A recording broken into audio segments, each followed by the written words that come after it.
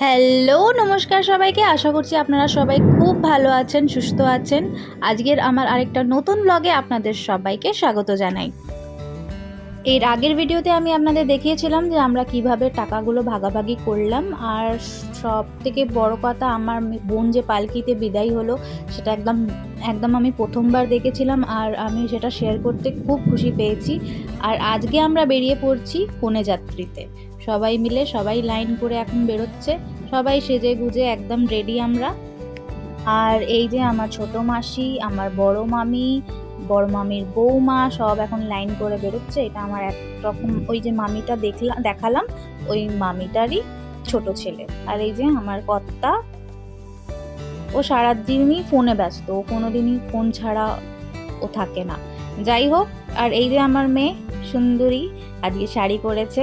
শরীরটা কদিন ধরে খুবই খারাপ ছিল, আর আজকে অনেকটাই সুস্থ। বিয়েবাড়ি আর পুরো ওর জ্বর নিয়েই কাটালো। আর আমরা সবাই বাসে উঠে পড়েছি, আর এক দুজন বাকি আছে, তাই একটু অপেক্ষা চলছে আর কি।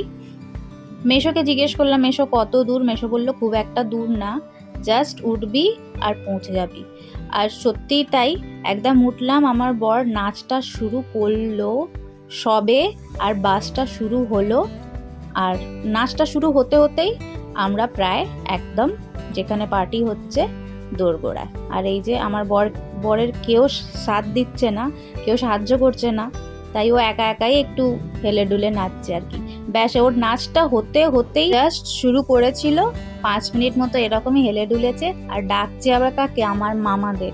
আমার মামা মানে ছবি তুলতো না আগে, ছবি তুলতে এত লজ্জা পেত। আর ছোট মামার তো কোনো কথাই নেই, আমার 2 মামা নাচানাচি এইসব বিষয়ে একদম দূরে থাকে। আর সেখানে আমার বর আবার হেভি রসিকে মানুষ, খুব ভালোবাসে ইয়ার্কি ঠাট্টা করতে, খুব ভালোবাসে। আর আমরা পৌঁছে গেছি ফাইনালি। এটা পার্টিটা হচ্ছে ব্যারাকপুরে। আর এইখান থেকে যতটা দেখতে পাচ্ছি মানে এত সুন্দর করে সাজিয়েছে পুরো, দেখেন কি বিউটিফুল লাগছে, মানে একদম অ্যাস্থেটিক লুক লাগছে। মেয়ের ভাষায় বললাম, এখন তো কোরিয়ান আমার মেয়েদের সব কোরিয়ান আর জাপানিজ অ্যানিমির ফ্যান, তাই ওর ভাষাতেই বললাম, এত অ্যাস্থেটিক লাগছে। আর এই যে সবার আগে আমার দিদিমা, ও টুকটুক করে ওনাকে নিয়ে যাওয়া হচ্ছে।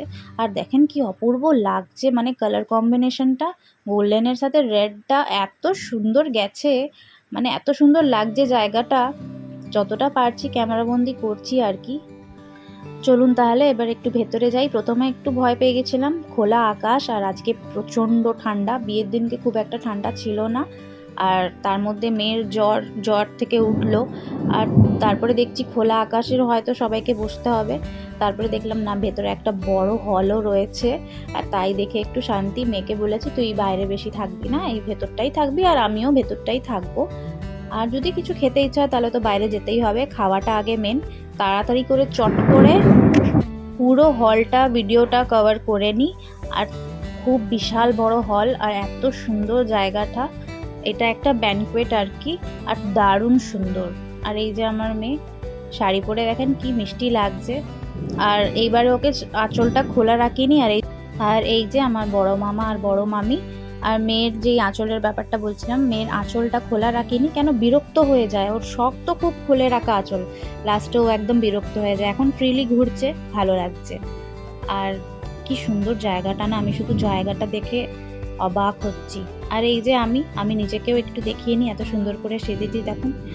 আর কমেন্ট বক্সে অবশ্যই জানাবেন যে আমায় কেমন লাগছে, আমার গাউনটা কেমন লাগছে। এই গাউনটা বেশ অনেকটাই পুরনো, আর এই গাউনটা আমার খুব প্রিয় একটা গাউন।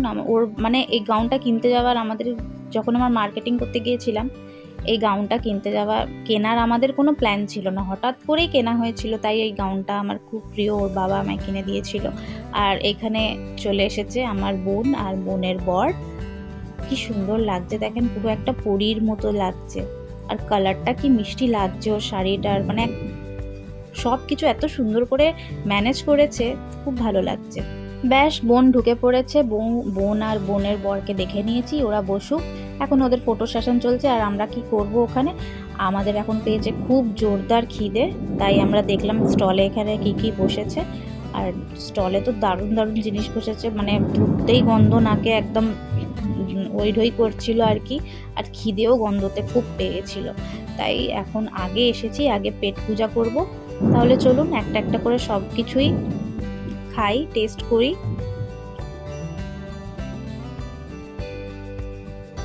চলুন তাহলে প্রথমেই শুরু করলাম চিকেন মালাই কাবাব দিয়ে।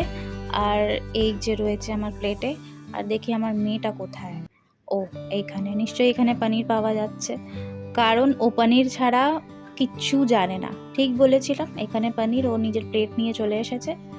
আর আমার থেকেও একটু চিকেন খাবে, আবার একটু টেস্ট করবে আর কি। আর পনিরটা আবার মন ভরে খাবে। আর এই যে পনির টিক্কা, ওর মানে পনিরের পাগল। ও পনিরের জন্য কি করতে পারে আপনারা বুঝতেই পারবেন না। ওর সাথে কোনোদিন আপনাদের সাথে যদি সাক্ষাৎ আলাপ হয়, আপনারা বুঝতে পারবেন ও পুরো পনির পাগল।